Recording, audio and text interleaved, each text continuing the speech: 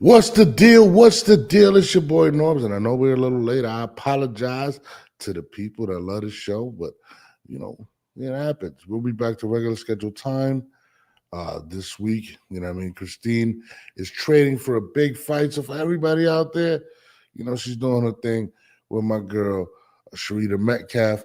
But we continue. Now, we got my guy as well on here.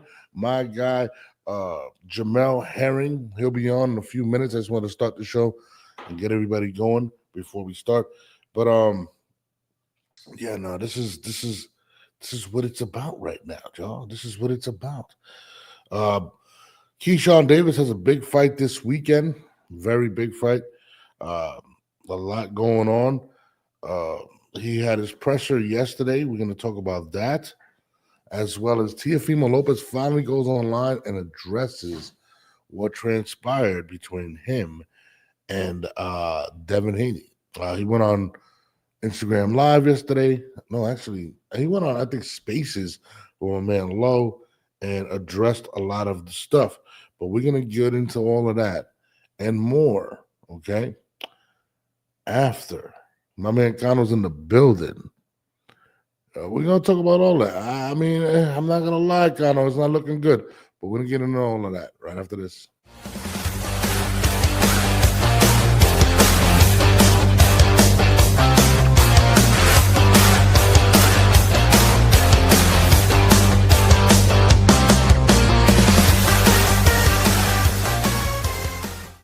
I need a new intro. I definitely do. I got to add my peoples on there. My man Jamel and Christine. Shout out to Christine. I know she's out there working. You know what I mean, guys? She's not trying to duck us. My man Cano Local's in the building. I don't know why he just don't come on the show, Cano. That's still my guy, but it's my guy. He's a nut. He's a nut, but it is what it is. But last night, Devin Haney went on my man Lowe's show and addressed some of the stuff that was being said. Now, basically he's saying that the Haneys are haters and this and that, the typical stuff that you hear from fighters. Now, I'm not going to sit here and dump on him because at the end of the day, I don't think he should have took that fight either. Oh, okay, weekday 73, my bad, Connor. I don't think he should have took that fight either. I think, if you got paid $10 million to fight Barbosa, $1 million more to fight Devin to me doesn't make any sense. And that's just being honest. I think negotiation-wise, I'd be asking for a lot more. You know what I mean? And to be honest with you, I think what he's doing on the internet has put the focal point on him, where many fighters want to fight him.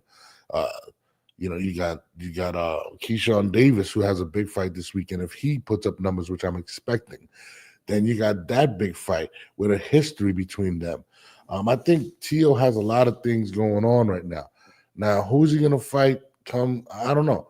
But he did address it last night. I'm going to try to pull up the audio for you guys. But it was interesting. Shout out to my man Lowe for getting that exclusive. But I definitely got to pull that up. I'm waiting on my man Jamel right now. My man, the legend. The legend. What's good, brother? I'm good. My bad. I wanted to get everybody else. Good morning. It's Friday. Friday, right? It's crazy. Yo, Teo went live last night on he went live on my guy Low Nose Boxing. He did like a Twitter Spaces. Okay. And he was addressing it. I didn't get to pull this up because I don't know the link. I'm gonna look for it right now, real quick. But he did address some of the stuff, and I'm not gonna lie, it didn't really come off as nothing too crazy, to be honest with you. Like, you got to hear it for yourself. You know what I mean? But pretty much, he was saying that they signed a contract and put it out there. He never actually signed the contract, and they just put it out there that he, like, basically making it seem that he was ducking, but he never agreed to the terms. And, that sucks. He's a Teofimo Lopez. Let me see if I can pull this up real quick. I think it's right here. Let me see if I can share it. It's about 7 minutes long, but let me see if I can actually open it up in the window here. But pretty much he addresses it yesterday, and it was late night when I heard it, so I can't sit there and say if it was a A credible whatever. Let me see if I can share the screen real quick. Let's see if I can put it. Here it is. So this is the live yesterday. Do you guys see that? Let me see. Okay, you see that, right? I'm gonna play it real quick. This was it last night. I'm gonna play it from my man's page. Yo, Lo. Yo. Hold on. Now we're gonna start this debate, man. We're gonna get everybody on here. Yeah, let me connect real quick. For sure. Let me see here. Hold on. Yo, you hear me, Tio? Oh, man. Yeah, I can hear you. Yo, Tio, first off, man, before we go on, I want you to know that I always said it. I support you. You're my favorite fighter. But as my favorite fighter, the same way I do with my friends, I got to hold them accountable, man. And Tio, I firmly believe that you are the best fighter out of the quote-unquote 4 young kings. And I'm a little disappointed. I'm very disappointed with the Devin Haney situation. That fighter, he's been a thorn on your side, right? I was just on Punch Drunk channel right now. He's talking about it as well. Because, Punch Drunk is one of the guys that supports you also. And he also critiques you when it's necessary, just like I do. And, me personally, bro, I don't know what's going on with that situation, but I think you and Devin should fight. If you and Devin ain't going to fight, man, bro, Keyshawn Davis is there. Hitchens is there. And I know that Keyshawn is 135, right? He's a smaller guy. But remember, Oscar De La Hoya fought Shane Mosley when Shane Mosley jumped up from 135 to 147 because Shane Mosley was killing shit down there, just like Keyshawn is killing shit at 135 right now.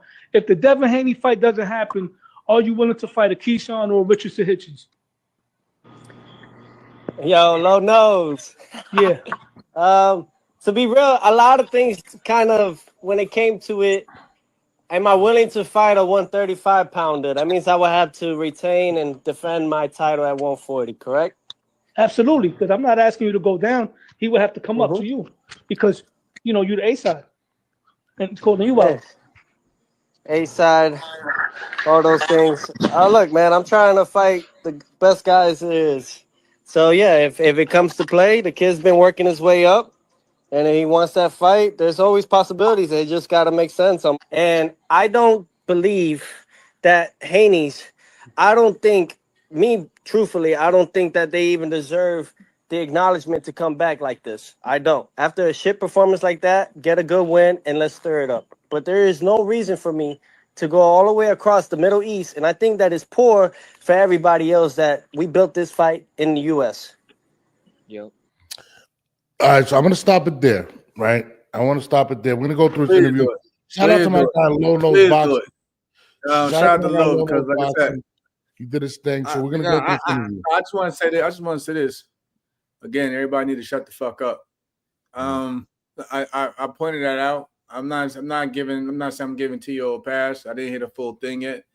But I did say that location. I did point out that location is probably one of the factors of reason why he didn't sign or whatever. Yeah. But again, like I said, I personally, I'm with Lodo. I want to see the fight. Though. I do want to see the fight, but I can understand. But again, it's things that Tio pointed out that a lot of us point out, even including as you as well, in terms of last performances that he stated or whatever. My thing is this though, to a certain degree, if you feel that way though, I wouldn't go into negotiations or even entertain the idea of negotiating if that was the case to begin with. But some of the things he just said just in those few minutes is some of the things I had pointed out. I said more likely it could have been he wanted more money, or the location of the fight, which is Saudi Arabia, and he clearly stated that right there. Like he doesn't want to cross over the world for that fight when it should be built in the U.S. And I can understand that. But it is what it is. On your point with the whole thing about going to Saudi Arabia, one, and I'm with you. The fact that he went back and he called Turkey Al-Sheikh a dick, D-I-C-K tater, right? That's one. I'm not going over that. We've already seen the impact and the influence he has where he can get the scorecard for the firefighter that he's pushing, and that went viral, right? I don't trust the situation. I don't know Turkey Al-Sheikh personally, but to go into a situation where you're going into his country when he has 100% control over everything that's going on around there, right. I wouldn't feel comfortable, especially after you insulted him. Two, Canelo fought at 7 a.m. against William Skull to basically to help the fans in the United States to watch the fight. It just wasn't a good look, right? To me personally. Hell, And I mean, when I was in Dubai, I had to fight Carl Frampton like 3 a.m.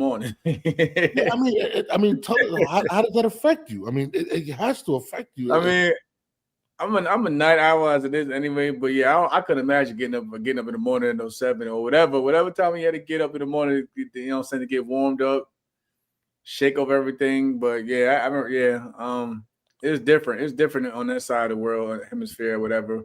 Because like I said, I think I was at the arena by like midnight, and then I got in the ring against Frampton at like 3 a.m. at the time, something like that. No, listen, I'm with you, but I just feel like that the amount of people that were in the venue for a Canelo fight, it was like 6,000. We saw for the Better Beef versus Bivol, it went from a 25,000 seat arena to 6,000. I mean, you know, I think all of that plays into what Teofimo's saying, and I'm like, bro, like, why would that fight be in the Middle East? How does that make any sense for these two Americans to fight over there? But again, everything's negotiable. I mean, it's the shit. It's the money. No, but that's what I'm saying. Nobody on terms like for the most part, most fighters I haven't heard really complain about where the fights are located. I can understand the fans. Mm-hmm. I really are, and I respect the opinion of the fans in terms of location.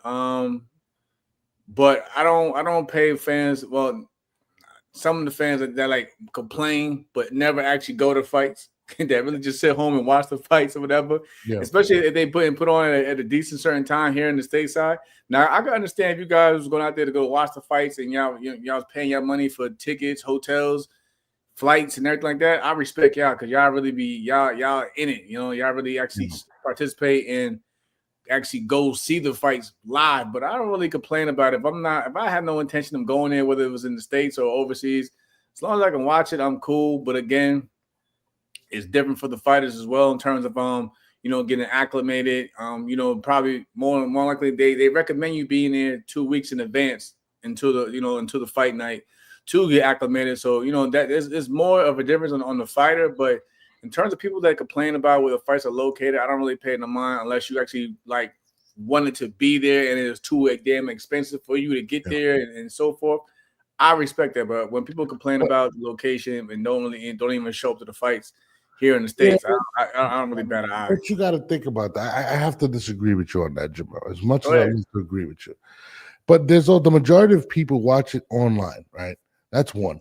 Most people have been conditioned since the early 80s, the 70s, the 60s, the 90s to be watching fights at 9 p.m. Eastern time, 6 o'clock Western, going into that time, right? Sometimes there's cars here in the States that be like, top rank cars, top rank good for like, 11 o'clock, 12 p.m. the main event start anyway. Yeah, I mean, but people for a fight of that magnitude, that's what we're expecting. That magnitude. I'm not disagreeing. I'm not disagreeing with like I said, the fighter. I'm not disagreeing with Teo. If he feels that fight needs to be built in the States, build it in the States. And also, Devin didn't have the best performance. He didn't. Let's be honest. But my thing is this, like I pointed out, I respect that. I mean, a lot of people would agree, with Teo to that extent. My thing is this: why entertain negotiations if you felt that way all along to begin with?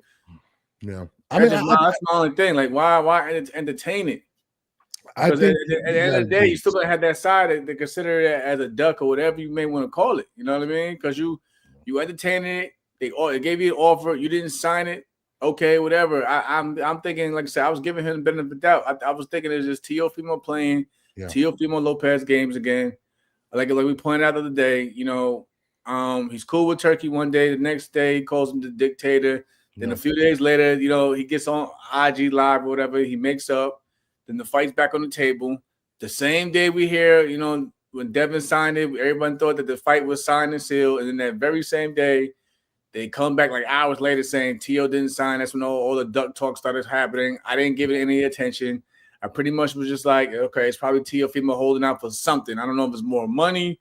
I don't know if I put in that location. But like I don't really get so upset about it anymore. Because like I said, Tio's gonna do what Tio does, which is play with everybody's head, and then a day or two later he'll come out with some crazy announcement, or he'll just pop up. Yeah. Well, let's keep listening to what else he had to say. Hold on, I'm gonna play it. As a business analyst on that part, look, I only have promotional fees to pay Top Rank, but I could go anywhere, wherever. You guys could possibly see me and Tank fight. You guys could possibly see me and Boots fight. You guys could hold on. Okay, what do you? I love Tio, my guy. Tio will say shit to get people all riled up. Okay, what did he say there? I mean, he made a good point though. He finally cleared up. He can go anywhere. You know, he still has the obligations with Top Rank. Promotional. What does that mean? I mean, like basically, like, you know, Top Rank will put him on other cards and allow other promoters to work as long as Top Rank still gets their fee on the back end. That's just how it works. That's nothing new. It's nothing new. My thing is, when Tio is smart, he'll start throwing out names. But do you ever really think, you know what I'm saying, a fight with him and Tank is going to happen? Do you think a fight with him and Boost is going to happen? Tio's like I said, I can call Tio my dude. Don't get me wrong, but Tio, like, you gotta understand who y'all be fucking with, man. Like, if you know somebody, you know what you should, you follow on their patterns. He's gonna throw out all these names or whatever, but when it's time for negotiation, you still gotta get the other side to even agree to even, you know what I'm saying, when I even deal with you as it is. You think Tank or a Boots that everyone said it now is going to 154 is gonna get in the ring with TEOFIMO? Yeah, I mean, no, for real. I'm just asking. Say that one more time. I was texting. I'm just asking, bro. I'm just asking. Like, yeah, you really like y'all like even guys, everybody in the chat. Y'all really believe that, or y'all think it's just something to appease the fans right now? I think he's looking for. I really believe he was gauging to see what he could possibly get, and that's why he went as far as a reaction. Yeah, he's gauging for a reaction. Yeah, I'm with you. Let's keep going through this interview. I want to hear more what he says. Hold on. Possibly see other fights in line that could be made rather than what would you guys rather have me see? What would you rather want to see? Look, of course, I've been working nonstop on how to cut the ring off. Barboza tried to move and we cut the ring off. We successfully did that. And we won the fight unanimously. So I don't have no issue with the whole situation. However, I don't believe that this move was for the takeover. I believe it was mainly for the Haneys. They published it while I was reading the contracts. All right. So he says, he said, two interesting things. He brings up Gervonta Davis. We all know that's not happening. I don't even know why he did that. That's more like a tease. You know what I mean? I just said that. Yeah, like we know Gervonta's not going to take you. We know you're not going down to 135.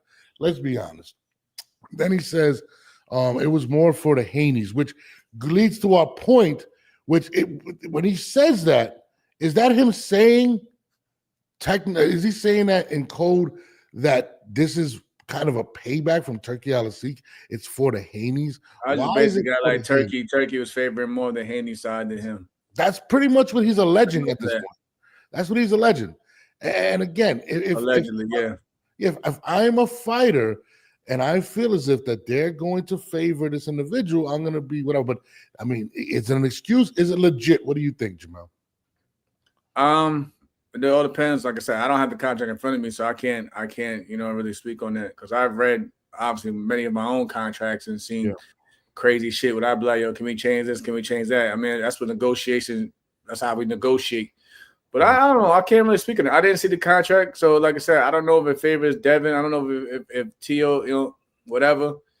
But I think him putting it out there doesn't probably if someone takes it the wrong way on Turkey side, it probably won't sit well with them. No, absolutely. You know what I mean? But again, I don't have the contract, so I can't really, say. No, absolutely, man. Like it's just so far these are the excuses. Let's keep listening. That right there already gave me a red flag. This is all in cahoots for the media to promote Haney because they had a shit performance. Now, this is freedom of speech. And my speech of that is this: that my speech on this is this: that the Haneys may have a lot of their hands in the pockets of the media. So it doesn't do any justice for me at the moment. Let them simmer it. They don't have anybody else. Name me another fighter that you guys would want to watch and fight. Name me one. Yo, Tio, I'm gonna be honest Name with me you, one. like you said. I didn't like Devin Haney's performance neither. And at the beginning, I'm like, he's the last one on the list because if you check anywhere I was at, I've always said for me the list you wanted Boots Ennis, and he wasn't even the one I wanted on the list personally. Me, I'd rather see you clean out 140. I was calling for Hitchens. Keyshawn is on the brink. I would like the Subriel Matias Alberto Puello winner. But right now, I cleaned up the division. To be frank with you all, I did clean up the division. Every other fighter that has won a world title in my weight class has lost the next following fight. Right. Every guy. I have the ring linear. It doesn't matter. I beat Josh Taylor, and basically he owned the whole division. All he did was relinquish the belts. That's how I go about my technical shit when it comes to boxing. But let me give you an example, right? When Mike Tyson. Before you go that, what do you think about what he just said in regards to he's already cleaned out the division? Everybody, I mean, what do you think about it? He didn't unify, but if he would have beat Josh, if Josh didn't relinquish it, right, he would have been unified, if I'm not mistaken, right? Right. What do you think about what he said there? I don't know.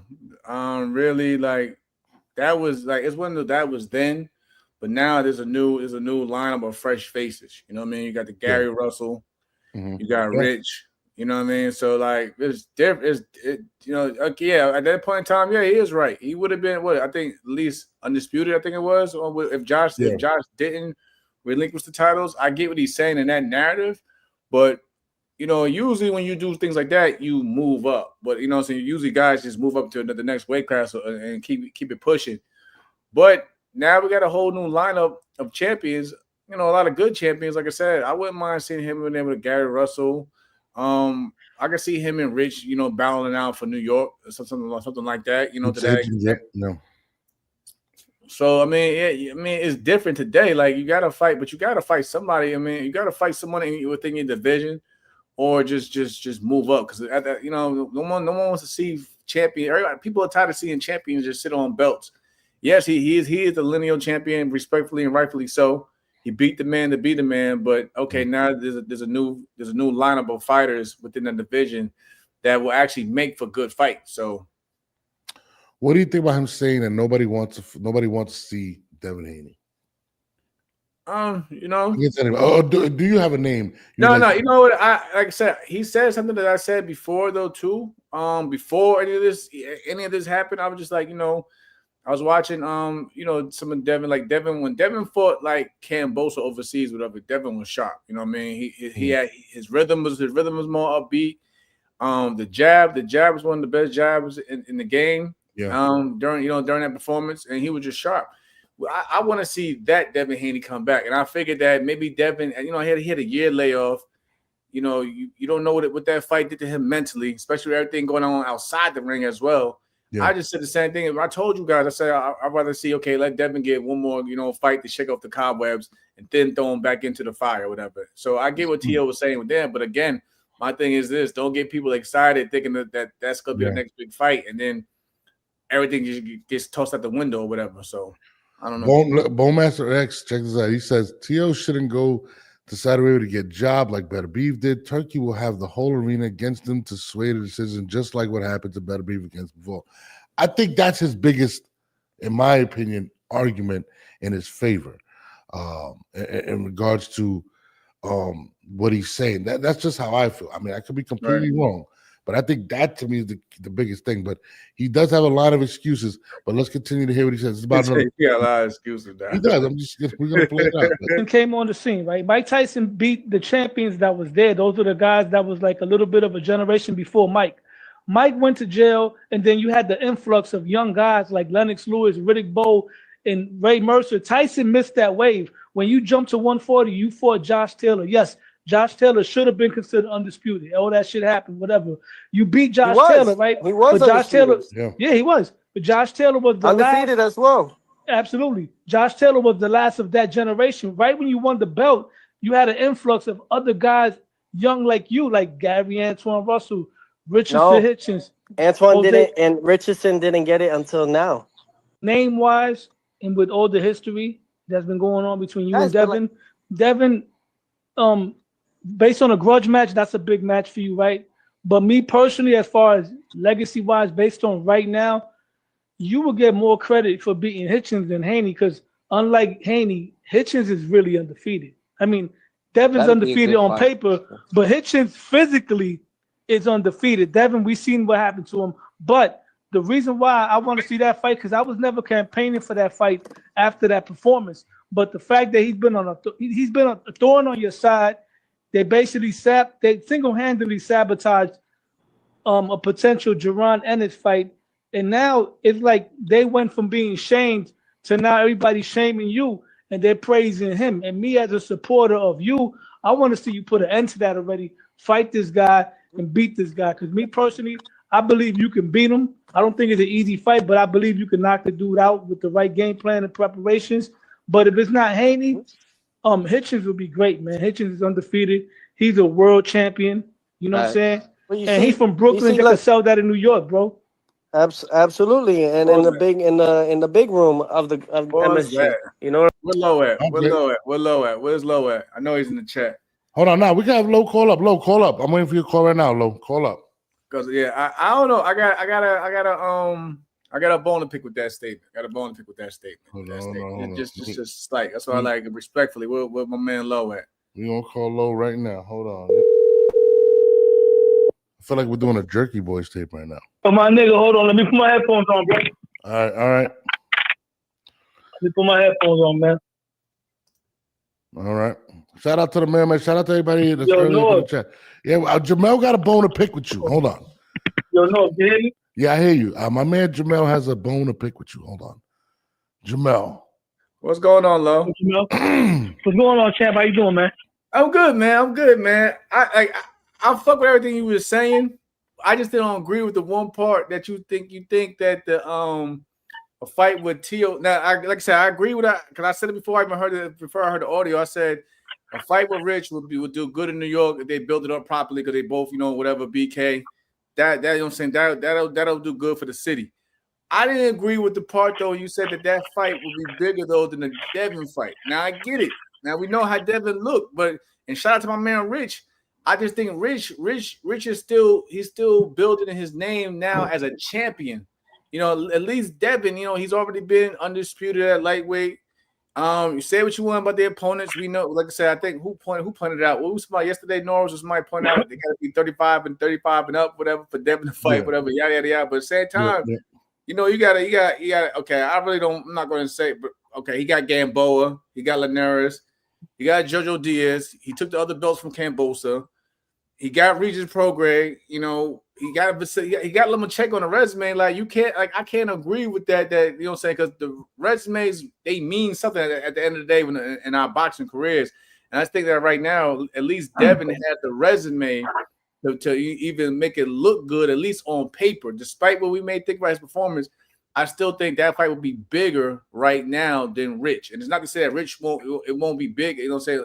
If Rich keeps doing what he does, if he goes out here and say like he flatlines George Kambosos or whatever, and Kambosos beat Teo, then that'll be a good story to tell. But I'm talking about in terms of resume, Devin Haney still has a better resume. No, I agree with you 1,000%. Right. What I meant by bigger fight, I'm not talking about financially or commercially, because yes, Devin Haney is much more known than Richardson Hitchens. What I mean is that if Teo beats Devin, right? Let's say Teo goes in there and flatlines Devin Haney or beats him, whatever, however he beats him. The asterisk, the haters, the bloggers, they're gonna say, "Oh, well, Devin Haney might have been damaged goods from the Ryan fight." You feel what I'm saying? That's a good point. If you beat Richardson Hitchens, you're beating a guy that's undefeated for real. Fuck the pardon me for cursing, bro. No, you good. Forget the politics. Forget all that. Devin Haney got his ass whooped. Richard Hitchenson's never been beaten up in that ring. Richard Hitchenson's an undefeated champion in the prime of his career or near his prime. I don't know how old he is, but I know he's in his 20s, right? He's young. He's still young too. Yeah, so if Teo was to beat Richardson Hitchens, they're going to, what can you say about it? The guy is a skilled fighter, right? He's in his 20s, he's in his prime. He's proven to an extent as far as, even though Devin Haney does have the win under his belt as far as the big names, what Devin Haney doesn't have that Richardson Hitchens has is a legit win over a champion in his prime in his 20s. Richardson Hitchens beat the man that beat the boogeyman in Subaru Matias at the end of the day. We can't take that away from Rich. No. We're not taking anything from Rich. We're not taking anything from Rich. So Rich, shout out to Africa. So I got a chance to go to Philadelphia when he was training for the Gustavo Lemon fight. I had an interview with him, and his interview actually gave me one of the most views I've ever had on my channel, bro. Shout out to Rich. Very humble dude. He comes on, he could be a little cocky on TV, but you talk to that man face to face. Rich is a fucking great guy, man. But like I was saying, I think Richardson Hitchens will be a bigger fight for him for his legacy as far as he beat a guy in his prime, opposed to he beat somebody that was coming off a performance that he looked like he was on PTSD. But he still gets credit to Devin Haney. And Norms, I want to say good looking. I appreciate you highlighting the interview, highlighting the parts when I was talking. Right. With all due respect, shout out to everybody that was on that panel. There was a lot of fanboying going on. You feel what I'm saying? Yeah. There were dudes laughing at jokes that Teal was saying that wasn't even funny. I'm not that type of dude. I'm gonna come at you and ask you the real questions, and and that's what it was, man. I appreciate that, man. Thank you. Nah, hold on, hang on. We're gonna keep playing the rest of this clip from your channel. And for you guys that I'm don't gonna know, mute my mic because I'm eating breakfast right now. Yeah, I'm gonna mute my mic. Make sure you guys subscribe to the Low Nose Boxing. He got a lot of good stuff. My man's very knowledgeable, as y'all can see. Let's continue to play this real quick. You know what I'm saying? In the big room where the Knicks play. Absolutely, absolutely, bro. And where the New York Rangers play and shit. So hell yeah. So absolutely, there's definitely ways around it. Look, but you see, guys, you guys could keep using my name for other potential big fights. How many other people could use that for the Haneys? Yeah, that's true. No, think about it. Like, I just want you to clear out. Like, why would I duck a guy that doesn't punch? Okay, that is literally shot, PTSD from all that. I just looked at it as a setup. That's all it is. I looked at it as a setup. Saudi, I feel like they would have robbed you over there too, man. I believe that. Haney's are Muslim. Look. I don't got no problems with religion at all. You know, I respect all religion. However, as it is, Haney's in a certain religion that benefits more so on that Jesus side. Christ. I don't need to go all the way out my way. All right, Jesus look, I don't. Christ, TEOFIMO. But Teo, real quick, everything's gonna come to light very soon, man. What the fuck is he? This is where they're gonna clip that shit, bro. Where? Why? This is where. This they're is gonna where. clip that shit, hold on, bro. Where? What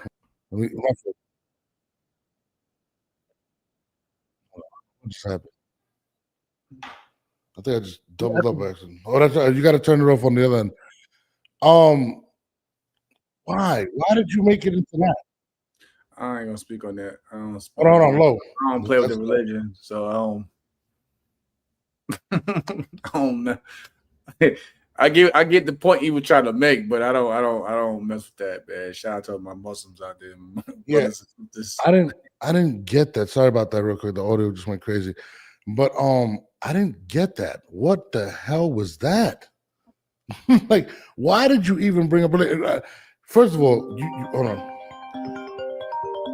Sorry about that, Lo. You bring up now. You're accusing. Sorry, you're on live. You're accusing Turki Al-Asik for setting you up, and then you put his faith as the reason. What the fuck is wrong with you? Like the same thing you're saying right now. As soon as you said that, I'm saying to myself, "Oh man, that's another shit right there. They're gonna take it. They're gonna pull them on. Yeah, they're gonna take that shit in." I'm like, man. I'm like, not feeling like Muslim, bro. Leave Allah out of the chat. What is everything? Bro. I don't mess with it. Yo. You're talking about a very strong Muslim faith in Saudi Arabia. That's what I'm saying. And you're insulting a man's integrity that he would set you up because the at that point, I'm gonna just say, LTO. Don't ever fight over there with anybody now. That's it. It's a wrap, yo. I don't care if it's a tomato can. Do not go over there now. After that, don't go over there, bro. Do it. It's different. It's different. First of all, like you said, freedom of speech. That's here. Yeah, that's a fact. That's a fact. That's here, yo. Yeah. Yeah, Donald Trump ain't gonna save him over there, bro. You know what? Donald Trump gonna leave him over there. Yeah, you know what kills me about his statement is this. Yes, he's Muslim, but is Muslim money that you're accepting? Like, let's be real. You can accept his money, but then you're gonna insult him and call him. You can't do that. You can't negotiate with somebody you believe that's trying to jerk you. Like, right, you know what I'm saying? Like, yo, now I don't know. Now moving forward, they're gonna be looking at you. They're gonna be looking at you sideways. Let's be real. People, you know what I'm saying? People have real emotions and very sensitive to certain topics. So they're definitely gonna be looking at you a little bit different moving forward if they weren't already after the last incident that those two have had. And then when they look back, like, yo, we keep giving him chances and he keep taking off the table. Like, how much more can we take of this? No, and then you're insulting the man. The man is trying to make the biggest fights, trying to do whatever. You just basically called him a crook. That's what you did. You did it. That's what you did, Tio. Like, my whole thing with Teofimo in this situation is the amount of excuses that he's coming up with. You should have just said, I didn't feel comfortable going over there. Yeah, I was cool with that. I ain't like the terms and conditions, and I backed out. The end. That's it. HLD says, now should he have not said that out in the open? No, but is he not lying? I get that, HLD, if he's not lying or not, but some things you got to keep to yourself. Like I said, bro, sometimes I ain't like the terms. I would have been happy if the fight would have been placed in the States, meaning that he didn't like the location, you know what I'm saying? But without saying it, and kept it moving, bro. Some things, I mean, it's not that if he's lying or not, but some things are better left unsaid at the end of the day. Exactly. He could have just said, listen, I ruffled some feathers. Because of that, I don't feel comfortable going out there. And Teal, I love Teal, man, but Teal fucking doesn't think before he talks, man. No, he doesn't. He sounds like a jackass. And then you come at the faith is what. Do you understand? I don't even think he realized what he was saying at that point. And this is the thing I have. This is the problem and the issue I have with Teofimo. Who the fuck allows this guy to have a phone? Like, where are his people? Like, why is he not getting stuff screened before? It's just you keep putting your foot in your mouth, and the person that's paying you the most money. Let me go see if Turkey got up in the morning. Turkey's up. He's put out a subliminal tweet. Turkey's going to wake up. He's good for that. Oh, he's going to be livid, bro. I mean, listen, you're insulting him. And it's crazy because I'm a fan of Tio. I'm just tired. For real. And like I said, I agree with Low. He's one of the best out there. But, it's just the way, skill is one thing, but the way you got to carry yourself as a champion outside the ring is another. But it is. The mailman says, we were mad when his dad talked. Now we're mad when he talks. Tio can't win. Nah, Mel. Some things you gotta just leave alone. Like I said, I want to call him up right now, but he probably still asleep on it if he's on the West Coast. But come on, bro. Yeah, he's wilding. He's definitely his own man. Oh, he definitely proved that. He's gonna say what he want to say. That's on him. But Jamal, I want to ask you a question, bro. What up? From what I'm hearing, it sounds like you and Tio, y'all really know each other and all that. Yeah. Like I'll text him. I want to go to the controversy things that he said. Meaning that you know him personally for real. You've been around him, you boxed and everything. Right. And people, the things that he said gave off a lot of racist vibes. Do you believe that he's racist, or you believe he just be talking crazy? From my personal relationship, it seemed like he just talked. He coming up crazy, but I don't agree with the shit. At the end of the day, you know what I mean? Like, you could say things, and I tell him all the time, like, bro, you could say shit to to disturb some shit, but like when you hit topics like that, that's when you got to draw the line, bro. Like, you got to check it. Like, there's been plenty of times, like he'll tell you himself, I had to pull him to the side during the fighting meetings because I was commentating with Ty Rank for the when he fought Josh Taylor. I had to pull him. Remember, he was going through a whole bunch of shit then, with his personal life and going through, I think divorce at the time. I had to pull him to the side, like, yo, come here, man, let me talk to you. And we got a good understanding then. And even with this last shit, like I said, I don't agree with it because I am a black man in America and shit. So I definitely can't act like it didn't happen or just bat an eye to it because we're cool. Like, nah, bro. Like, if you're wrong, like you put it out, if you're wrong, you're wrong. You know what I mean? If you fucked up, I gotta call you out, and that's what real people do. But for the most part, is mainly antics. But some more overall, is it necessary? Do you need to go that far with it? No. But yeah, that's just how we. That just it is what it is. T.O., like I say, you can tell T.O. one thing today. He'll hear you out. He'll listen, but then 2 days later, it'll be something new. So it's just like you gotta just let him do what he do at times, man. Just keep it moving at some times, bro.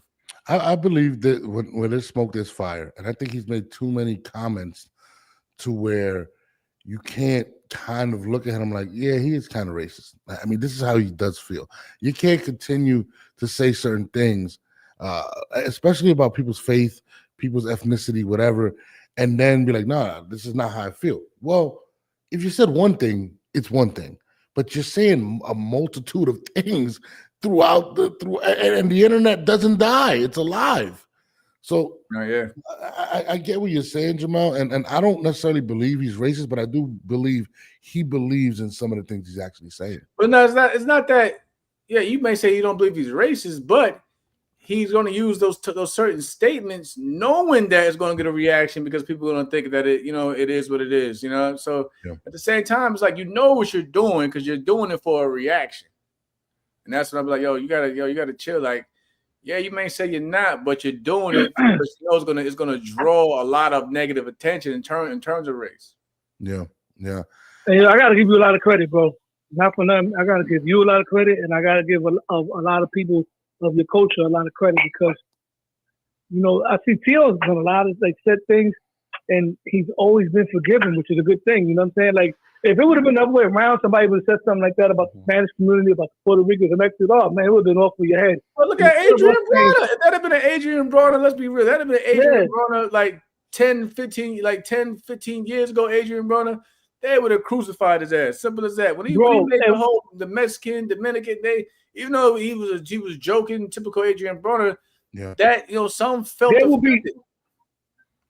will be no let's freeze him out. No, there will be no freezing out. It will be like, listen, fuck that. We want Superman to go get you. We sending Canelo at you. What you weigh, 154? All right, Canelo, meet that dude at a catch weight. Punish this dude. There wouldn't be none of that. Oh, let's freeze him out. Let's not get him no money. Because a lot of people, a lot of from the black culture were like, oh, we're not gonna give him a payday, whatever, right? But yet people hyping up Devin Haney. Why not hype up Boots? Boots is Superman. You sending Blank Man at him. Superman is the one that will finish the job. But Superman gotta want to fight him though. He's gotta want to fight. I know that. I'm saying. Hey, respectfully though, Blank Man is undefeated in his career. Are we talking about the real Blank Man, or the real Blank Man? Blank Man ain't take no L's in the movie, yo. He just quit for a while. Oh, right. Yeah, I got that. Yeah. But like I said, if it would have been that situation, we would have been calling for Canelo, man. We looking for somebody that's guaranteed winning this fight. If you weigh 147, Canelo, go meet him somewhere. Go on a vegan diet or something. Meet him at a certain weight. We need his handle, bro. But nevertheless, man. I appreciate that. But hey, Lo, hang on, man. We're gonna keep rolling with the show. Lo said though, just because somebody's your friend, whatever, doesn't mean that you can't call your asses out for the dumb shit. Yeah. Listen, I got a lot of everybody out there, like I tell everybody, if I'm fucking up, please let me know that I'm fucking up. Hey, yo, Mel, you wilding out here, bro. Pull me to the side. Yeah. Look, it don't gotta be out there in the public. Like people's coming at me like, if you cool with them, I don't gotta criticize the man in public. Like I said, I got the man's phone number. I can call him up, right? Like I text him on the side, like, yo, what's up? You good? Like when I was in my fucked up situation, he was actually one of the first ones to really hit me up to make sure I was good. So that's to say, like I said, like it's a lot that goes on that people don't see. That's what I'm saying. And even then, it's not a thing where he looked out for me, so I'm gonna give him a pass. Nah, if we cool. You fuck up too. I'm not gonna. Oh well, he looked out for me, and you know what I'm saying. He was actually one of my only friends that came out when I was fucked up. Nah, it's still the same way. Like, hey, you fuck up too, bro. I'm letting you know. Hey, you gotta chill, bro. Just the same way you gave, you know what I'm saying. You gave me grace, whatever, cool to a certain extent. But when you drawing the line, we gotta cut it. We gotta cut it right here, though. No, that makes sense. By the way, guys, tonight we're doubling up the show tonight. We got a special guest. Just give everybody a heads up. We got the most exciting man in boxing entertainment coming on tonight at 10 p.m. My man Blair the Flag got a lot of things to Blair, man, because like I said, he didn't take anything that I said to him about personally yesterday. We cool. Like me and Blair has been cool, but I just critical. Like bro, you came up with one of the biggest wins of your career. You technically you got 2 world champions under his resume right now, which is Maurice Hooker and Adrian Rana. But where the fuck you been at? Like what is your management team doing? But then he cleared it up on IG. I'm pretty sure Nose will pull it up later on his replies. But yeah, I was just wondering, like, because in boxing, if you don't keep it, keep that that engine rolling and keep going with the motor, keep going with the momentum, boxing's gonna pass you up. And you see where it's at right now. If you're not aligned with one of these big, big promoters, whatever, you're not gonna get an opportunity. Even the big promoters in the States, as we all see, the top ranks, PBC, Golden Boy, we see news about them, joining together to make big fights because they got to basically battle the turkeys of the world or, the Turkey Eddie Hearns of the world and so forth. So, yeah, if you're not aligned with none of those bodies, of promotional bodies, you're not going to get your opportunities. Yeah.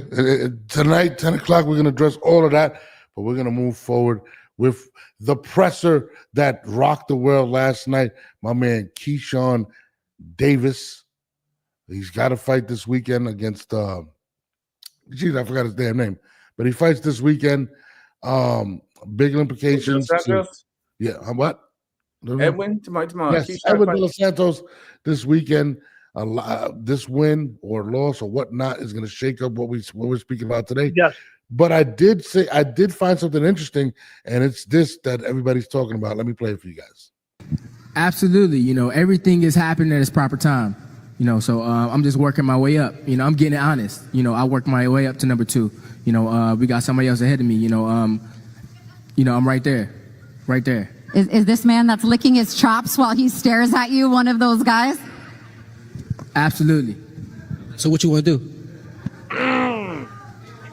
I'm working my way up. I'm right here. So after you beat him, what you want to do? We could do whatever.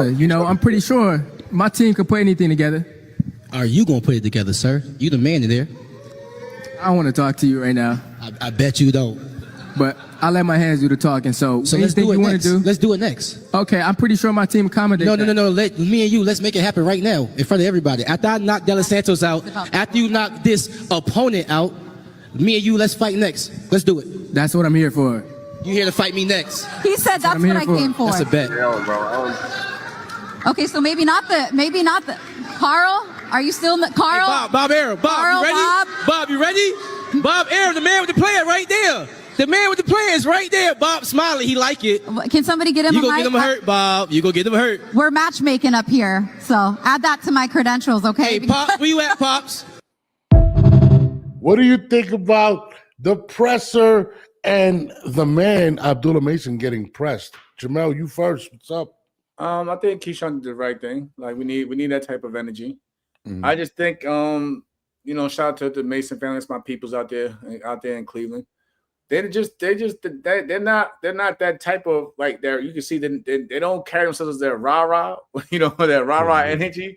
But I like Keyshawn. Like Keyshawn's real about it. Like if you say something about me, if you feel somewhere, you feel like you're next in line, you feel that you're ready to take my title, whatever. Keep the same energy. But at the same time, I can't knock Mason for how he approached it because I was never a confrontational dude at press conferences. Y'all seen like. That's the thing. People will go ahead and say that he should have did this and that, but they don't never look at themselves and be like, "Would you do the same thing?" And I gotta look at myself. I probably would have approached it differently because I've been in it long enough. But I don't think that he was scared. I don't think he was just like he was caught off guard and wasn't prepared to get to get hit like that from Keyshawn. But like Keyshawn's real about it. Like if he see you, he's gonna speak his mind. But it is what it is. Like I said, for me, y'all seen the press conference with me and Shakur. I didn't entertain it. Lamont Roach, I didn't entertain it. I'm just always been laid back. I don't really like what Abdullah's just said. I let my hands do the talking. But again, I felt like he didn't back down. But we definitely seen that Keyshawn definitely got the best of that argument, whatever you want to call it. I'll say this. Let me chime in. I'll say this. Abdullah Mason looks like a baby up on stage. He looks literally like a baby. I think he's like 21 now or something like that, or some wild number. right? Grown man now. No, he is.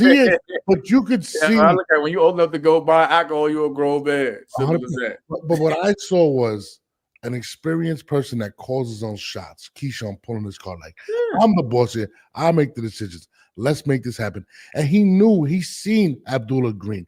Abdullah's green. He hasn't experienced it yet. Everything is new to him. Keyshawn is embodying this light. But you gotta watch your words. Then if you green or whatever, I'm not saying that he feels like he's green, but if you gotta basically gotta stand on your word. If you say something, you better stand on it, because you might come across that one dude that's really gonna press you and see if you about that. And that was one of those situations yesterday. Yeah. So if you green, just stay green. But if you going out doing interviews saying that you're number 2 after this, you'll probably be the mandatory. This is what I want next. Yada yada yada. Like I think. Matter of fact, wasn't like a couple of months ago? You could probably find the 2 Norbs. Yeah. I could have sworn when I think they asked Abdullah about what's his thing on Keyshawn and Shakur being buddy and will he fight? Where does he land in that whole mix? And he basically was like, listen, we're cool, but at the end of the day, I got a mission, I got a job, and I want all the smoke. And everybody was for it then. That's what I'm saying. Everybody was for it then.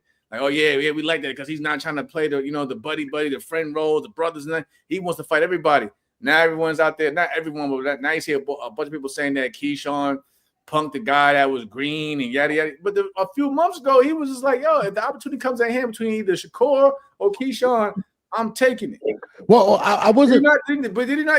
Did he not say that though? He didn't. He's a grown man. He's 18-0 with 16 knockouts. I was saying that because I was giving more Keyshawn the props, because Keyshawn has a aura about him now. Like, he is that guy. He understands that. A champion. He's calling out everybody. He's calling out. He's conducting himself as a champion. Yeah, absolutely. I love it. I love Keyshawn's attitude and how he's in control. I make the decisions. You want this? HLD. I love him, man. You want to hear something real quick about Keyshawn, bro? Let's talk. Right now, Keyshawn has turned into one of my favorite fighters. Low key. Yeah. Low key. If I had the magic to make the fight happen next, forget Devin, forget Booth, forget Hitchens. I want Teo versus Keyshawn. Before anybody tells me, oh, he's 135, I don't want to hear that shit. Yeah. Sugar Shane Mosley beats up to 135. If he can fight Devin, I mean, there he was. So he's a big dude. He's a big lightweight. He's a killer. I think people didn't see also that Keyshawn probably right now looking at the landscape, and you see, he probably wants the bigger fights like the Tanks of the world and this and then third. I think he's being reasonable by saying Mason is next, because they're basically in the same stable, and it probably would be the easier fight to make than rather than him trying to go out there and find a super fight and going through the mess that Teo and Devin is right now. I think Keyshawn just wants to stay busy and keep it rolling. You know what I mean? I don't think he wants to sit around and wait for the bigger fight. So if he has to, he's probably gonna go out there and probably look for a bigger fight. But if he can't get that fight, I think he's gonna go with the, Mason and I are in the same stable. We're both with Top Rank. He called me out. Like, okay, let's do that. Since right now I can't get the ring right now. And let me add this to it. Abdullah's a good name that people want to see. Why not catch him? In my opinion, you're kind of looking at it where he is a little inexperienced. He's been dropped in the last couple fights. He's looked a little bit more human than he has in the past. I mean, I love what Keyshawn really put the pressure on, bro. Like, he was testing him, similar to what he did to TEOFIMO when he seen him. I love this attitude from Keyshawn. I'm not gonna front. And do I want to see Abdullah right now? No, I think that fight has to marinate. I prefer to see the TEOFIMO fight, to be honest with you. But again, I think that also has to marinate. I'm saying. I think we all prefer those fights, but I just think that I'm not saying it's Keyshawn's first option, but if he can't get one of those big fights, he's probably going to tell Top Rank, well, Mason called me out. Let's make that fight next. I don't want to sit around and wait for this guy or that guy to be available or to make up their minds. Hold on. This was actually fight I won next. Keyshawn, believe it or not, that nobody's mentioning right now. The only thought on Keyshawn, as all the bravado that he shows and everything, and I appreciate that. The energy ain't the same for Andy Cruz. I think Andy Cruz. He said. at least, That's what he called. He said. He said he'd fight him. He said that Andy. He said Andy wouldn't take the fight. He said he'd call out Andy. Saying it, for me, I think Andy should at least get one. Being that they're fast tracking Andy, right?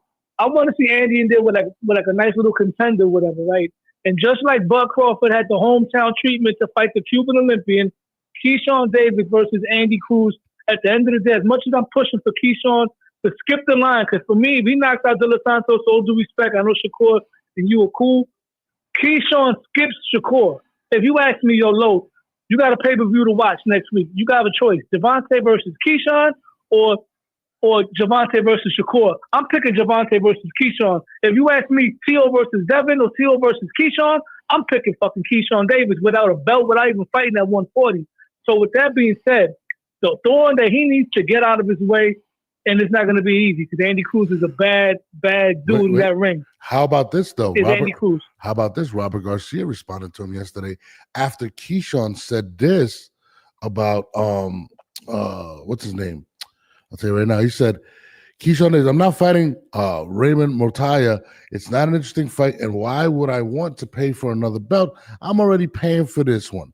If they have to give it to me for free, then I'll fight Raymond. If they're not giving me that belt for free, I'm not going to do it.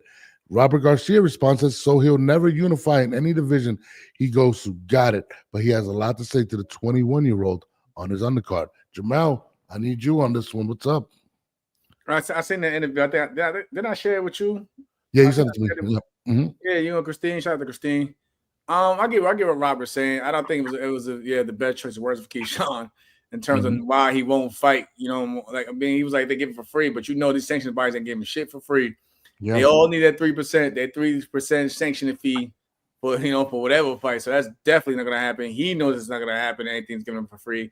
But I'll just say it was just a poor choice of words on Keyshawn's part. But I don't think he's scared of Raymond in any manner. I just think that he's thinking like the businessman, Keyshawn, and with that statement. But Robert got a good point. Though. Like you can't say this, but press, the young, like I said, green guy, I guess in Robert's eyes. But it is what it is. Lo, what do you think? I think Keyshawn Davis would pack Raymond Muratari up, stuff him up, pack him and ship him away. He'll beat him brutally, bro. The only guy at 135 that I would favor to beat Keyshawn is a focused Javante Davis and probably Shakur Stevenson. Other than that, I'm high on Keyshawn. I got Keyshawn smoking everything from 135 to 140 except for Teo. I think Teo beats him, but I think that's a fight of the year fight. I got Keyshawn beating everybody except for Tank, Teo, and Shakur Stevenson within those weight classes. And who else at 140? And maybe Gary Antoine Russell. I think Gary Antoine Russell bulldozes everybody when it's all said and done. That guy is a monster. The guy can take a punch. The guy got a Canelo chin. That's a whole other conversation right there. Yeah. Well, hold on. My man, let me play what Keyshawn had to say. He had something else to say. Hold on. Tank exposed him. Tank was doing anything to him in the press conference and the weigh-ins. The entire culture seen that Frank Martin is really kind of soft. You know what I'm saying? So I don't want to sign up for a fight knowing that I probably got about to bully this kid. Understand what I'm saying? So no, I don't want to. I want to challenge him. I want somebody that's really going to fight me. All right, he says about Frank Martin that he doesn't want to bully him, that he's soft. But he kind of bullied Abdullah on stage. How do you feel about that? Yeah, two got beef, so I don't. Yeah. So you're not. He was right there. Yeah. I mean, we need to get Frank. We need you to get active. I think didn't Frank just put out a few days ago that he wants the people to basically root for him to get back in the ring because of whatever situation he's going through over there right now. So we definitely need to. Frank need to get active first. So like that, nobody will accept that fight from Keyshawn if he actually went to go fight a Frank Martin next. Let's be real, because of Frank Martin, what happened with him and Javante Davis, and he hasn't been in the ring since, whatever. Yeah, so, he's enjoying that check. I mean, still though, but boxing is all about what have you done for me lately, and we always say that. So with that being said, Frank definitely got to get back in the mix. Go get get a good win. And then, and if it's an impressive win, of course, put your name back in the hat because, like I said, it's not over till it's over. And that's one thing with boxing that we don't like at times is that when somebody takes a loss, they just think they're washed up. Like, no, if you go out there and you learn from your mistakes and you wash off, the rust, and you look good in your next outing, why not give that man an opportunity? But I hear what Keyshawn is saying right now, but that's because, Frank Martin hasn't been seen since the loss to Javante Davis. Well, now, Well, yeah. I want to ask Jamel a question, being that we're talking about boxing. Yeah, I think Frank's ain't moving to the 140 anyway. So I want to ask you something because you talked about how fighters' perception when a fighter takes a loss, especially a bad loss, people want to say they washed up. Right? Back in the days, people took brutal losses. They came right back. I think today is like more of a, because of social media, people more sensitive. When they lose, they don't want to be a meme. They don't want to be trolled. So I'm going to ask you as a fighter, because you've been through the highs, you've been through the lows, right? When you took your losses, right? Yeah. How did it affect you in a certain way where, like, mentally you was in your head? Like, how did you get over it, bro? Because you've been in there. Listen, I took my first loss to Shavakov. I got the scar under my lip to prove it. My fucking my tooth went through my damn bottom of my lip for that fight. I had to stay in the hospital. I was dehydrated. I was concussed. There's a lot of things people don't know. Like I said, I just don't put it out there. Like I said, I've been through it all. I've been through the shit with Shakur. I don't like that shit. But at the same time, I guess I'm just different, man. I'm just built different. I don't let much get to me. Because like, you know what it is? I've been through more shit personally, in my life than what boxing's ever done to me. So I always looked at boxing as a sport. Even the greats all took losses. MJ took losses. That's how I look at boxing as a sport psychologically. So for me, I just know I had to make changes. I had to learn from my mistakes, and that's when you started to see me change things up. If you look at me from 2016 to when I fought Ito, it was a completely different fighter.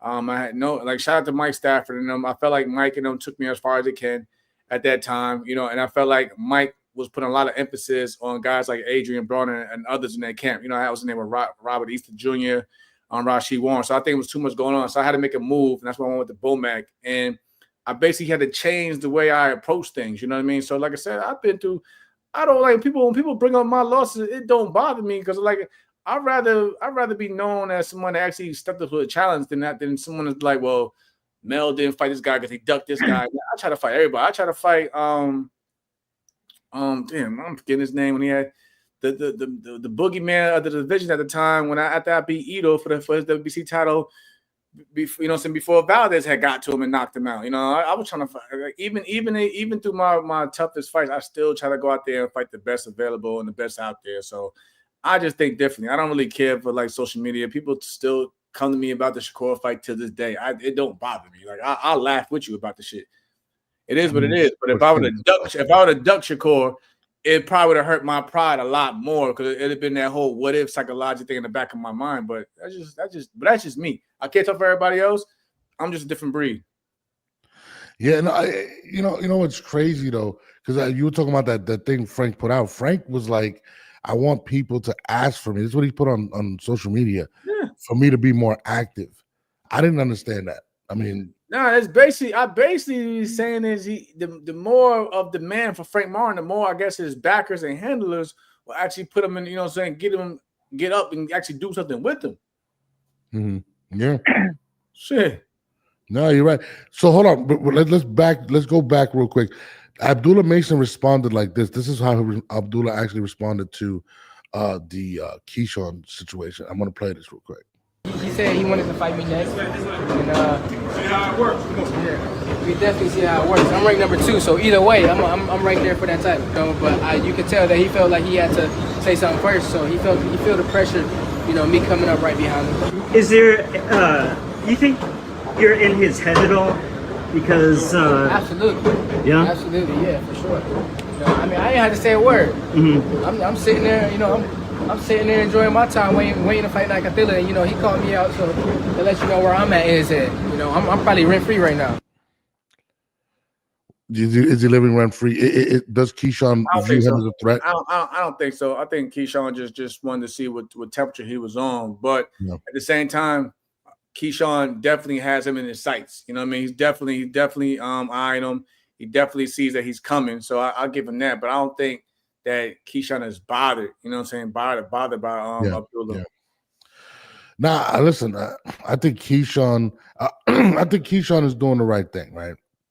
In regards to unifying, I would like to see somebody unified to make the belts matter. You know what I mean?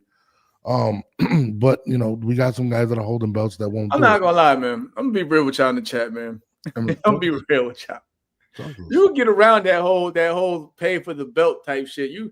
It's the business. I'm gonna be real. A lot of people don't speak on that spot. Fighters, we get around that shit, man.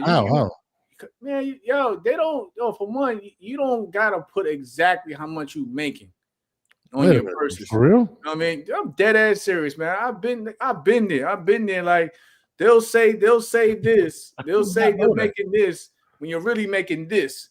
But in order not to lose so much for those sanctioning fees, we'll just go think about it. What Bud say? What Bud say? And I didn't want to put him out there, but it just people thought Bud was lying when he was like, "Oh, I'm only making 10 million." Oh yeah, when he was about the Canelo fight, but then now we'll say things like that, and some people will believe it, but so when it comes down to the sanctions body, hey, I only made 10 million, but really you made 100 and something million. I didn't even think about how he said that. You think I'm going to give you 100 million, 3% for all these belts for 12% of 100 and something million? Now I'm just going to tell. Now we're going to just on the paperwork, we're going to just put down there we only made this much for this fight. And that's how we get around that shit. Yo, that's crazy. Now y'all learn something. Yo, listen. Whatever y'all hear in the media in terms of these purses is not always the right number. PBC was good for it too. Al Heyman write you a check, but then you probably get another check on the back end. That's just the business. Because why would I'm not going to pay all these sanctioning fees and these guys ain't do nothing. Easy money. That's crazy. No, for real. There's ways to get around that shit. That's so crazy that you said it, because when I watched the interview, I was like, bro, I could have sworn he was getting like 50, 60 for this fight. Listen, them sanctioning fees add up. So look, the promoters will help you out. The managers are there to be like, we'll put this on the contract, but that's not to say that you not get another check on the back end or a bigger check. yo. So that means Canelo might be like, yeah, I'm really only making 80, but I'm really making like 150.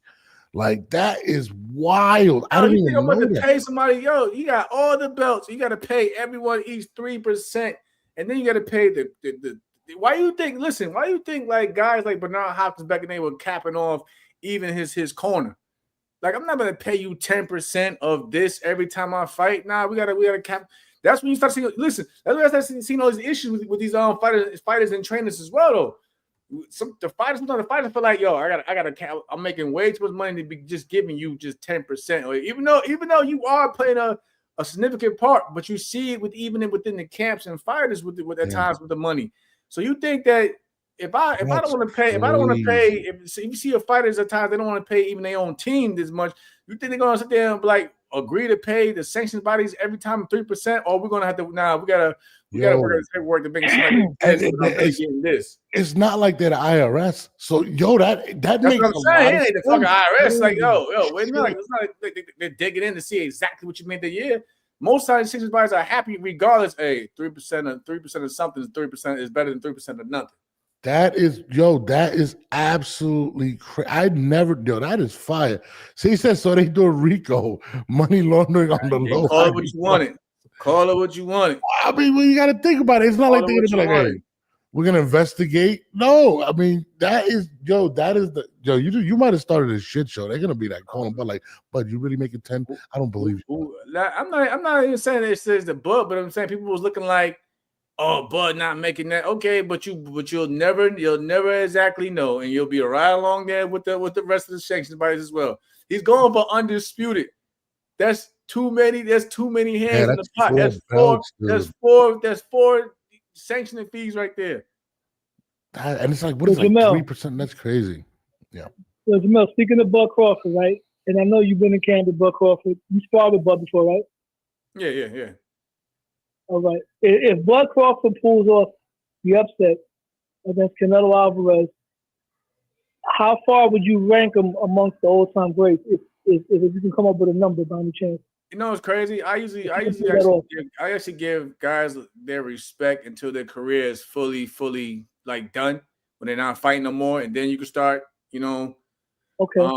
comparing resumes like that. But I think Bud pointed out that after the Canelo fight, and if people ask him, "Are you going to retire? Are you done?" He was like, "No, I might go back down to 54 and do it again." So, but like, I think with the Canelo win, you definitely put him in the conversation as one of the greats.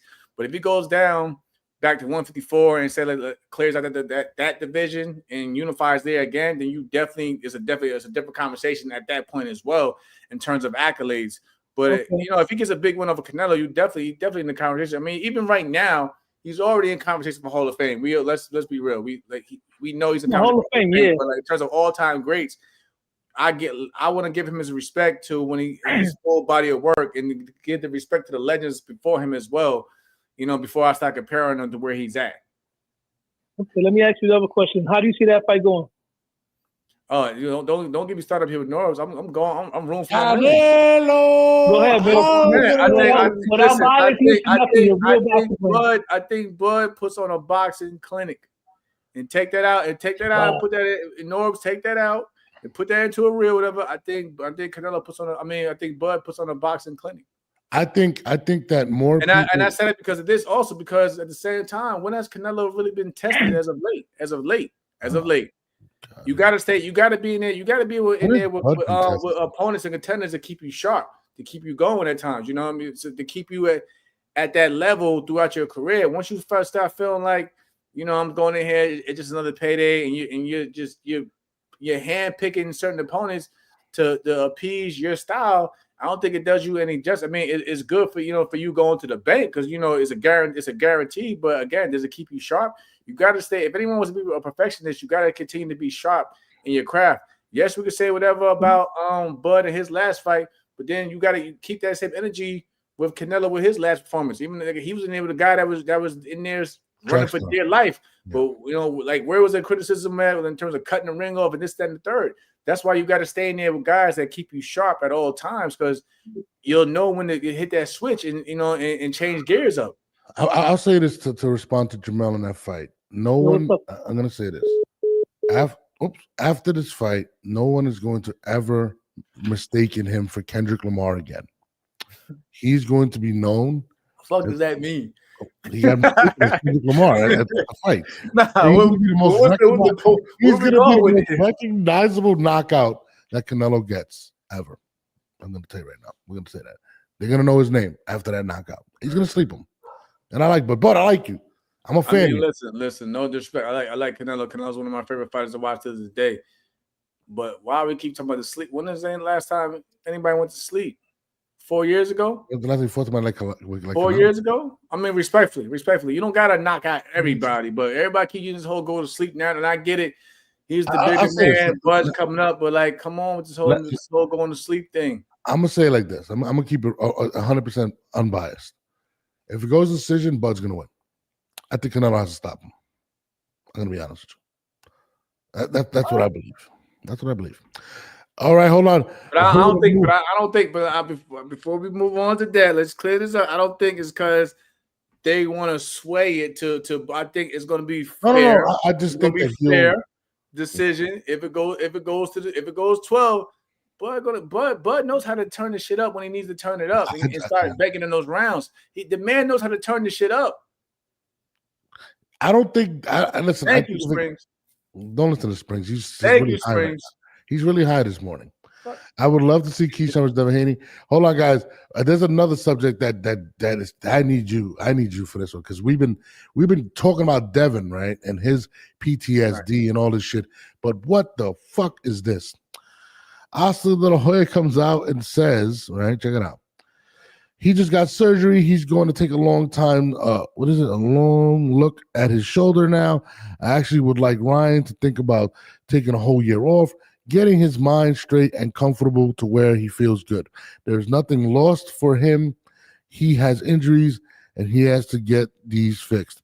But I think more importantly, he has to get his life in order. I've lived it, and I am pretty sure everyone is telling him things left and right. He has to take a deep breath and step back, analyze, and I should have worn my glasses, but you made fun of me last time. And I ain't actually, that's you, bro. You gotta do what you gotta do. So Jim Lamb started wearing glasses after Oscar De La Hoya. First of all, Bill Haney's hilarious. He put Ostrin break. Nah, I don't think that's a good look. But I'm not. No. Injuries is one thing. I'm just gonna say this: another year off. I don't think that's a good. That's good for Ryan's, his body. You know, keep taking this year late. I mean, one was a suspension, of course, but another year off from boxing, and you're getting older. I mean, he's still young, but you're still getting, still getting older, and it's like, how much of that year off does he even bother to go to the gym to at least stay in shape? To stay conditioned during that time away from. I mean, you don't got to use your hand, but you got to at least do some type of workout to stay active conditions. And thank you, Spritty. Yeah, he got to be active, bro. And like another year off, you might see you said it yesterday. With the shoulders, one thing now he had to get a shoulder surgery, and then the hand, we may never see Ryan Garcia again, or the same Ryan Garcia that was explosive at 130. And like I said, I've been saying it for a long time. I felt that Ryan Garcia's better chance of becoming a world champion was when he was at 130 pounds, when he was checking everybody, when he had the size and the height and everything as well. So once he started moving up in weight, it just that he just lost focus on becoming champion, and we see where he's at now. I think he has a hard time. He'll have a hard time with anybody at 147 pounds. Absolutely. In terms of being a world champion. Hold on, Ash. Is that you, Ash? Yo. Oh, hold on. 561. Ash, I didn't miss your call. Hold on 1 second, caller. Give me 1 second. I just want to get this point across before we go. I'll tell you this. When it comes to Ryan Garcia, I'm with you. But I really do believe that's why he tested positive. Remember, after his fight with Devin Haney, he said he had a rib injury, right? He had a rib injury, came back, did whatever, and then finally gets a Devin fight, whatever, and looks like a monster. Well, I was told Ostrin basically helps you heal faster, whatnot, right?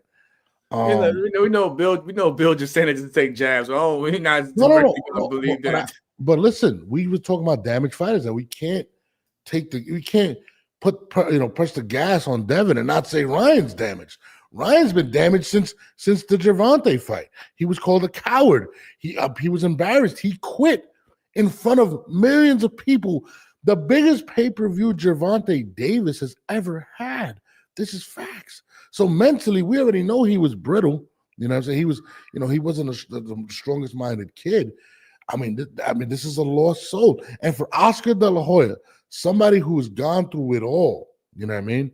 From losing his mother before the Olympics to doing all types of coke. I watched the interview with Mike Tyson and heard the things he had to say. For him to see a lot of the same things, because it's like looking at a mirror. If you look at them, right, he looks like a before and after picture right here between Oscar and Ryan, and they're kind of similar.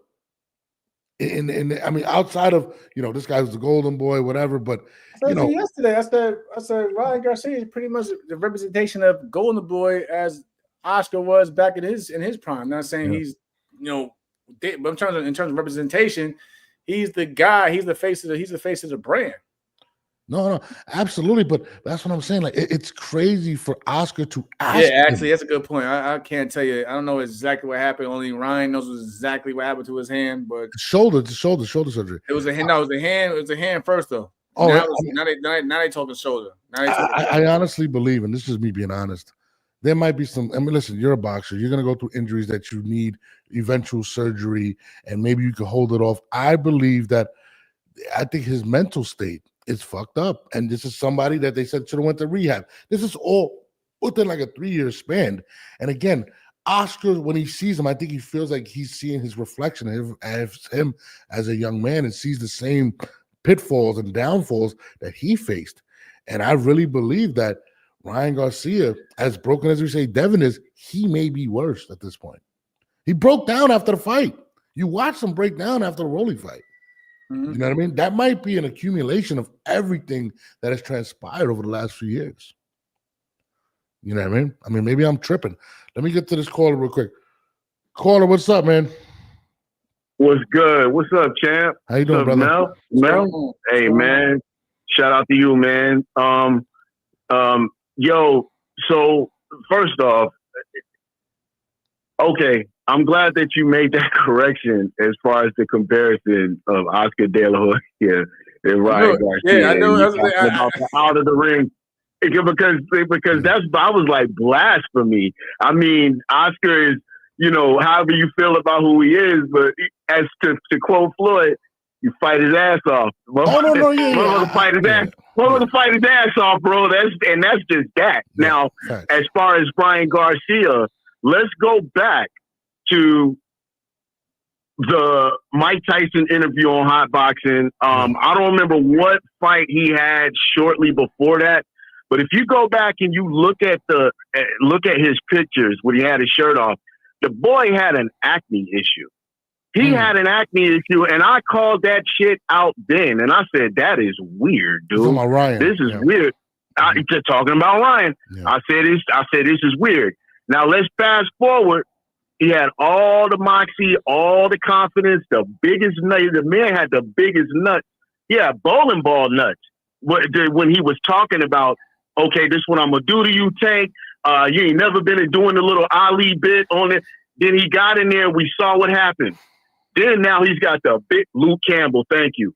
Then he's got the biggest bowling ball nuts again when he's talking about what he's going to do to Devin.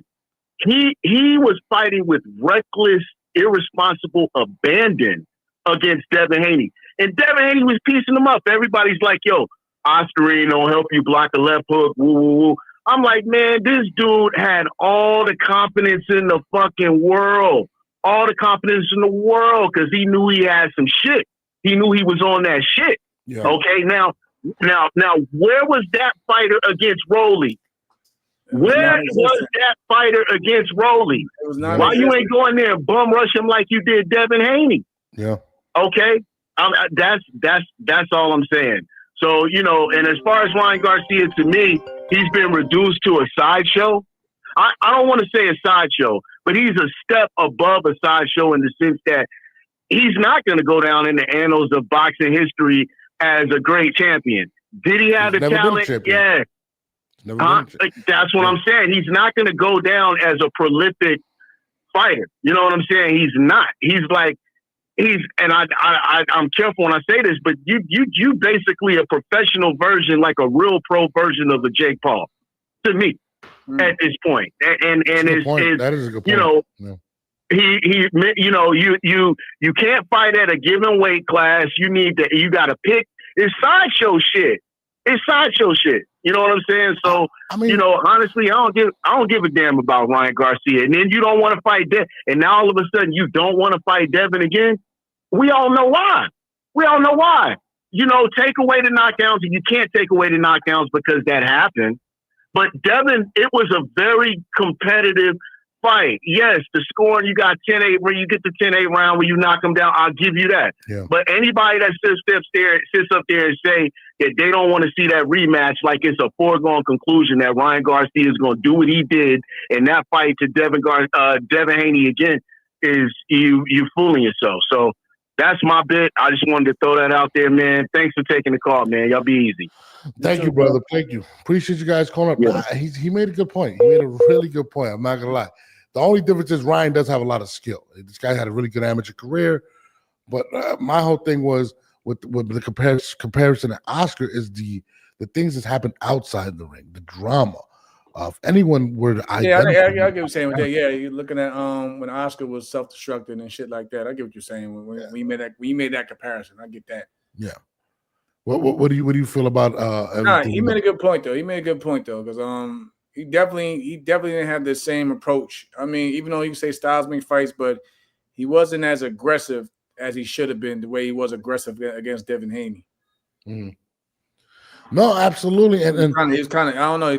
It's like he was kind of hesitant to pull the trigger at times in that fight because Rolly fights at a slower pace. Also, he fights at a slow pace. At one point in time, you know, Ryan was letting that jab and them hands fly. You know what I mean? Letting them fly at one point, but that fight, it just I don't know. We didn't see the same energy that we seen last year. But even from the presser, he didn't even look like he wanted to be there. He was very calm. Nah, see, I thought he was more mature from that or that aggressive. I was giving him benefit of the doubt, y'all. I was giving him benefit of the doubt. I thought he came in there with a better approach because you know he was saying a lot of wild shit last year before he fought Devin.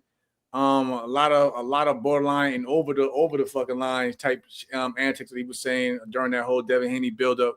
So I was giving a bit of a doubt that he took a step back from the craziness and antics, but his energy was definitely different in those presses when it came to fight Rolly for that card.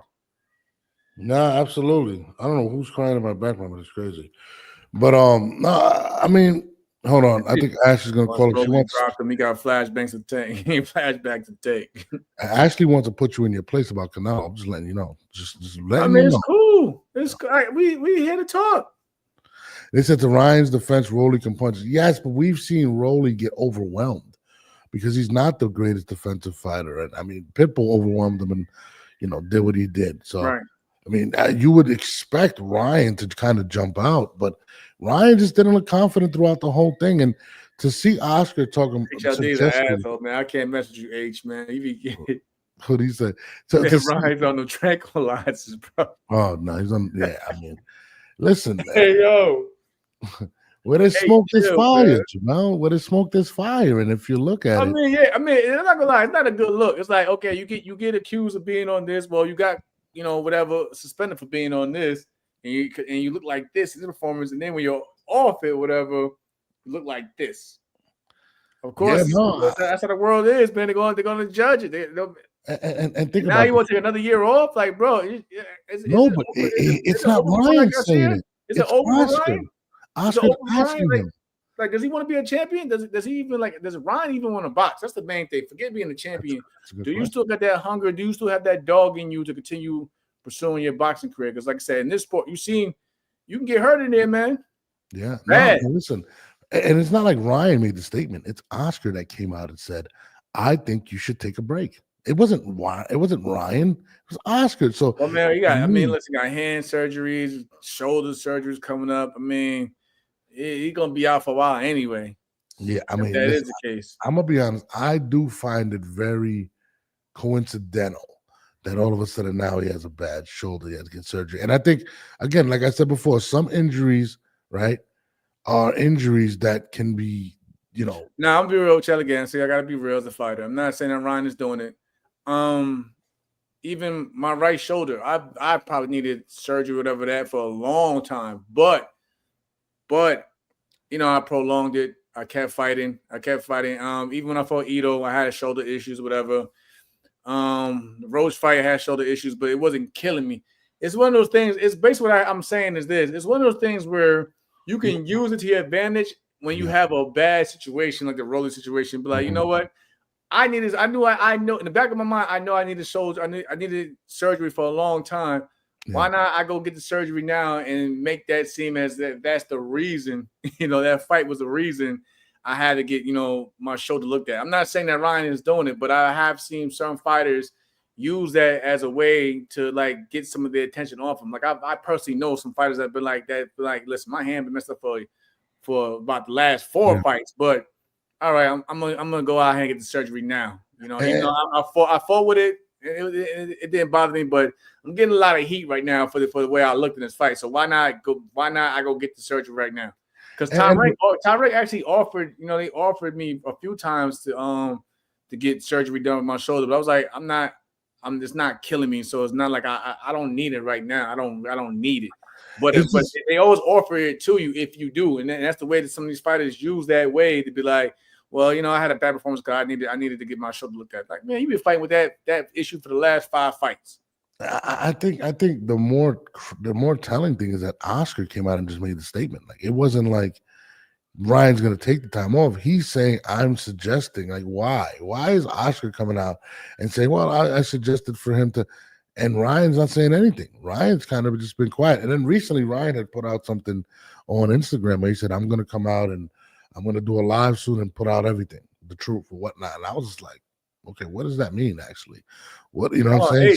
I'm not saying the surgery wasn't real. I'm just saying, though, at times we put off those surgeries for amount of fights. Unless you really messed it up and on the spot. I get it. You got to go get it done. But I'm just saying, some of the injuries we have, man, like, they always say no fighter goes into a fight 100%. We really don't. Like I've gone in fights. I've gone in fights. Messed up hand. I messed up my hand in the Ito camp, but I didn't let it. Let it get to me. it was too much on the line. It was too much on the line. It was a world title. It was my first world championship fight. I wasn't gonna, put it off or say, oh, I need to go get surgery. I just put it off until another time. But it is what it is. I'm not saying that Ryan's making excuses because I don't know what Ryan Garcia's body is going through. But I'm just pointing out from my experience and from seeing others around me in the sport of boxing, we put off a lot of those injuries until we feel like, okay, I'm gonna take some time off. Let me go get the surgery now. Yeah. Well, guys, I have a crying baby in the background. We gave you a long ass show today. Good. I mean, I'm proud of us right now, man. I'm not gonna lie. No. I like I said, I appreciate. I always feel like we have a good show, and people, they chime in whether they agree or not. It's always good. It's always good it's a good conversation. Yeah, and tonight, the guys, again, we have the legendary, the most entertaining man in boxing today. My man Blair the Flair is coming on tonight, and you guys can call up and do the same thing tonight. They could call our numbers now. Me and Jamal love hearing your guys' thoughts, but continue to share, please, guys, and subscribe, share, hit the notification button. You know what I mean? And we're gonna definitely be on tonight at 10 p.m. Eastern time. I'm gonna see what the hell my baby's crying about. Y'all tuning into the weigh-ins? Oh, the weigh-ins is tonight. Get that tablet ready. What time is the weigh-ins tonight? Today it's like at 3, right? Damn, you called him an asshole? HLD. H my guy, man. You know what I'm thinking. All right, yeah. I love H, man. H a fool, man. Man, on that note, we are out of here, my guy. I appreciate you, Jamel. Tonight, 10 o'clock. Blair the Flair got some shit to get off his chest. We lit. We out of here, y'all. Thank y'all for tuning in.